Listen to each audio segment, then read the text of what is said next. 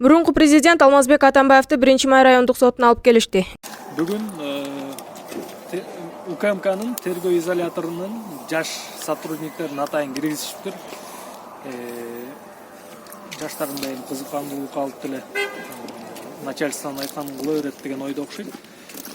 Эгер Алмазбек Шаршенович сотко келбейм десе, күч колдонуп алып келебиз деген максат бар экен. Аны түшүнгөн Алмаз Шаршенович ал жаш балдарды ыңгайсыз абалга койбойун, алардын күрөшүп отурмак беле. Ыңгайсыз абалга койбойун. Бир нерсе болсо булар кийин жоопкерчиликке дуушар болуп калбасын деген ой менен келди. Сот отурумуна келди, бирок баса белгилеп кетиш керек, өз эркинен эмес, мажбурлоо жолу менен келди. Ал эми процесс 6-декабрга жылдырылды. Тараптар иштин материалдары менен таанышууга убакыт сурашкан. Буга чейин мурунку мамлекет башчы процесске катышуудан баш тартып, тергөө абагынан камерадан чыкпай келген. Мындан улам соттук отурум жылдырылган. Иш боюнча 19 айыпталуучу, алардын арасында Алмазбек Атамбаев дагы бар. Райымбек Матраимов УКМКга суракка чакырылды. Бул тууралуу аталган мекемеден билдиришти. Маалыматка караганда, ал Айыркен Саймаитиге Кыргызстанда кол салуу боюнча иштин алкагында күбө катары суралат. Эскерте кетсек, Айыркен Саймаити Азаттык радиосунун иликтөөсүндө ага Ош шаарында кол салуу болгонун, андан кийин Кыргызстандан чыгып кеткенин айткан. Бул боюнча адам өмүрүнө кол салуу беренеси менен иш козголгон.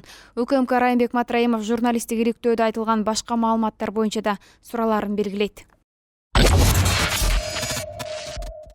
25 ноябрда Бишкектеги Ала Тоо аянтында жарандык коомдун коррупцияга каршы реакция аталышындагы митинг өттү.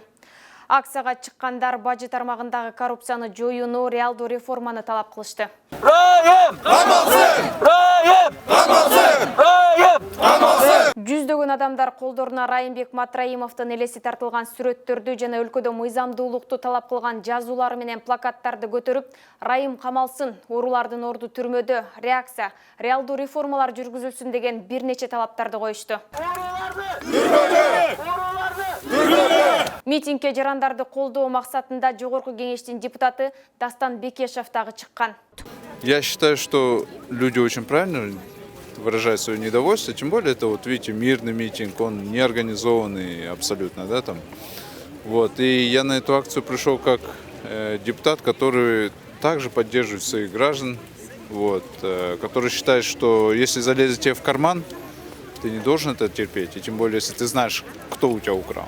Коррупцияга каршы элдик көзөмөл уюмунун мүчөсү Мырза Теңиритегинин айтымында жемкорлук менен күрөшүүдө майнап чыкпай келет. МВД, ГКМБ күчтүү структураларда булардын ичинде эмнедир? Результат жок күрөшкөн. Эч кандай результат болбой атат. Эми буларды билбейм, ошо коррупционерлерди өлүм жазасы менен эле жок кылбаса, коркутуп, ошондой жол менен. А так кыйын болуп калды азыр. Акциянын аягында катышуучулардын колдору коюлган талаптары Жогорку кеңешке жана президенттик аппаратка өткөрүлүп берилерин билдиришти. Бул ошо элдер коом Фейсбукта жазып аткан талаптардын ичинен Фейсбук баракчама жарыялаган, кандай элдер жарыялаганбыз барыбыз. Ошо талаптардын тизмесин түзгөнбүз, 7 талап. Ошону негизинде кол коюлуп атат. Анан ал ошол өкмөткө, парламентке жана президентке берилет. 2 саатка жакын созулган акция тынч өтүп, бийлик өкүлдөрү тараптан чогулгандарга эч ким чыккан жок. 1-май райондук соту 13 ноябрдан баштап 1 декабрга чейин митинг өткөргөө боюнча чечим кабыл алынганы менен акцияга чыккандарды токтотуу аракети болгон жок. Но я уверен, что если этот митинг будет проходить, никто этот митинг разгонять не будет. Все-таки мы государство являемся демократическим, и если люди хотят выходить туда, изъявлять свою определенную волю, то ради Бога, пусть они туда выходят. Я могу однозначно сказать, что кто хочет работать, тот работает соответствующим образом, а для некоторых работа это проведение определенных митингов и участие в этих митингах. Атамекен партиясынын лидери бажы тармагындагы коррупция боюнча элдин талабын туура деп эсептейт. Мен ойлойм, Азаттыктын ушул иликтөөсү кече активдүү граждандардын талабы бул маселе негизги маселе экендигин, бүгүнкү күн тартибинде актуалдуу болуп тургандыгын көргөздү. Президент да, өкмөт да, депутаттар да, коомчулук да бул маселеден буйта өтүп, көз жаздым да, калтыра алышпайт, калтырганга окуугу дагы укугу дагы жок. Ал эми экс-президент Роза Отунбаева бийликте ушундай иштер пайда болгондо тез арада баш аягын ордуна коюп, элди тынчтандыра турган жооп болушу керектигин айтат. Менин оюмча мына бара-бара бизде да тажрыйба топтолуп атат. Биз болсо ушундай иштер пайда болгондо тез үйрөнүп, баарын баш аягын ордуна коюп, элибизге мындай тындыра турган, жооп бере тургандай, чын эле мамлекетибиз ордунда, бийлик ордунда, бийлик сабаттуу, билет көп нерсени деп ушундай иш аракеттерди жасашыбыз керек. Реакция аталышындагы митинг болуп жаткан учурда өкмөттүн өкүлдөрү аянттагы кофе ичүүчү жайда чай ичип, акциянын кандай өтүп жатканын карап жаткан видео социалдык түйүндөрдө жарык көрүп, кызуу талкуу жаратты.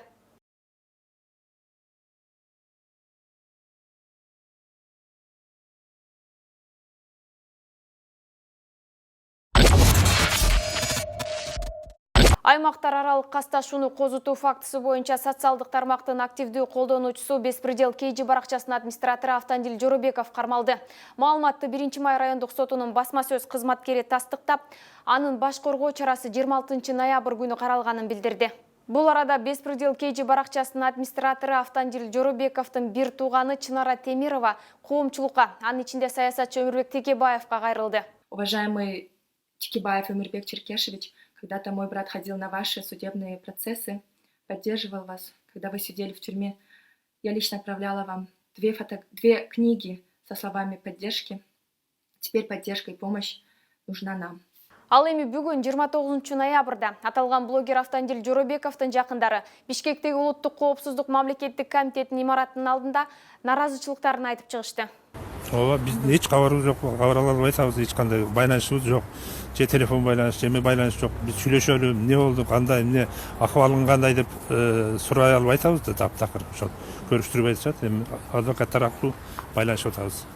Жалпы коомчулук Азаттык менен клубтун бажыдагы коррупция тууралуу иликтөөсүнө бийликтен тийиштүү реакция күтүп жаткан учурда коррупционерлер кармалбай, социалдык тармактын активдүү колдонуучусун бийликке жазган билдирүүсү үчүн камакка алынгандыгы элди эки эсе наразы кылды. Өткөн аптада чыккан Азаттык радиосу жана клуб сайты жарыялаган коррупция тууралуу иликтөөдөн соң аткезчилик маселеси коомчулуктун оозунан түшө элек. Ал эми парламентте иликтөөдө айтылган Кыргызстандан мыйзамсыз чыгарылган 700 миллион доллардын тарых таржымалы талкууланды. Жогорку кеңештин комитетинде Түркияда өлтүрүлгөн кытайлык ишкер Айыркен Саймаитинин ишинин алкагында 900 миллион доллардан ашык акча өлкөдөн сыртка чыгарылгандыгы расмий кабарланды. 16 банк 17 банктын 3 жаран граждандардын суммасын көтөрүп чыктык. Бул жерде 932 миллион доллар 736 миң сумма болгон. Толтурган акча каражаттары Айыркен Саймаитинин жана Абдурас жеке чакан ишканасынын эсеп шотторунан Кытай, Турция, Литва, Улуу Британия, Германия жана башка чет өлкөлөрдөгү бир нече жүздөгөн контрагенттерге которулган. Акча которуулардын негизи болуп, текстил материалдар үчүн, курулуш материалдары үчүн, электрондук товарлар үчүн, картон үчүн, карызды кайтаруу үчүн, жер тилкеси үчүн, турак жай сатып алуу үчүн жана башка негиздер көрсөтүлгөн. Официалдуу банктын жообу. Бажыдагы миллиондор жөнүндөгү иликтөөдө аты байма-бай аталган мамлекеттик бажы кызматынын төрагасынын мурдакы орун басары Райымбек Матраимовдун агасы. Депутат Искендер Матраимов иликтөөдө айтылгандар чындыкка дал келбейт деп, журналисттерге маалыматты туура эмес бердиңер деп ачууланды. Мен бардыгына массалык маалымат каражаттарын баары менен бүгүнкү күндө тегиз иштеттим. Ким кандай суроо берсе баарына берип атам. Бирок ар бир нерсени айтканда дагы, дегенде дагы өзүнүн аты менен айтсаңар. Кече bir каза болгон уйгурдун сөзү менен иликтөөсү менен бул жерде отуруп алып бардыгыбыз бирөөгө мен мына кечирип коесуз Юсуровго айтып коюшум мүмкүн. Юсуров ушундай деп. Ошого ишенип жаза бериш керекпи? Эмне үчүн ошону тастактып туруп анан силер журналисттик иликтөөнү чыгарбадыңар? Мындан тышкары 26 ноябрда эки комитеттин биргелешкен жыйынында чек арадагы товарларды аткезчилик менен ташуу көбөйүп жаткандыгы белгиленди. Кыргызстанга Кытайдан келген импорт боюнча Бишкек менен Бейжиңдин бажы органдарындагы маалыматтардын айырмачылыктары өтө чоң болуп жаткандыгын айткан депутат Мирлан Жээнчороев бул көрүнүштөргө жалпы өкмөт күнөөлүү экендигин белгиледи. 6 миллиардов недополучили мы налогов в 2018 году. В этом году, буквально недавно, вы принесли цифры по корректировке по налогам на 6,2 миллиарда, прогнозируется 8 миллиардов налогов недополучения. Это говорит о том, что у нас деловая активность снизилась в стране. Предприниматели вам не верят.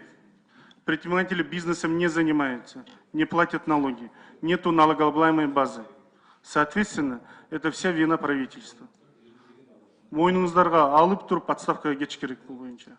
Абылгазиевдин өзү баш болуп. Кыргызстандагы көйгөйлүү маселелердин бири болуп келген бажыдагы аткезчиликти жок кылууга жалпы аракет кылуубуз керек деген депутат Жанар Акаев УКМК, Финпол жана башка күч түзүмдөрүнүн маалыматтарына эл ишенбей жатат деген пикирин айтты. Контрабанданы бүгүнкү күндө баарыбыз чогулуп туруп ушул жерде кан буугандай токтотушубуз керек. Жанагы КАМАЗдардан 4600 доллардын ар биринен алып атат деп атат. Ушул жерге чакыралы барын. Аскар Акаевдин убагындагы жанагы кошелок деген Мурат Малабаевтан баштап, азыркы Райым Матраимов, Адамкул Жунусов, түрмөдөгү Кулматовдон бери чакырып туруп, мына ушул жер кеңеш. Бизден жогорку орган жок. Ушул жерде отуруп, келгиле контрабанданы токтотолу. Алардын ар бири айтып атат. Бул акча мага таандык эмес. Мен бул акчаны урдаган жокмун. Бул Өзбекстандын акчасы дейт. Анда ошентип айталы. Өкмөт, Финполиция, Генералдык прокуратура бул ишти калыс иликтөөгө жөндөмсүз экенин көрсөттү.